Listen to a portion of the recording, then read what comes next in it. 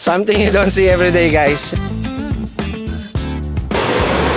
Madalas makikita natin si Sir Don during lecture pagdating sa suspension, sa kanan at kaliwang mga meetings, together with Profender, Race Power at different brand. At minsan naman meeting kasama mga empleyado. At ito ang side na hindi pa natin nakikita kay Sir Don.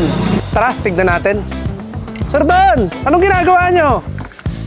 Something you don't see every day, guys. Hindi nyo na itatanong, driver din ako ng AV Moto. So I drive the company service, I drive aming utility van, and pinagdadrive ko rin yung aming service truck. And today, ako naman ang nautusan at naatasan, which I also do for my personal vehicles. Ako rin yung naglilinis para dito sa company service namin. Gaya nung sabi nila, masyado akong meticuloso, saka perfectionist. Kaya ako to ginagawa kasi I wanted to be perfect. Alam mo yung mga hindi nakikitang singit, gusto kong linisin yun, which we don't see regularly dun sa ibang naglilinis. Kaya I might as well do it. So trabaho ko, satisfaction ko.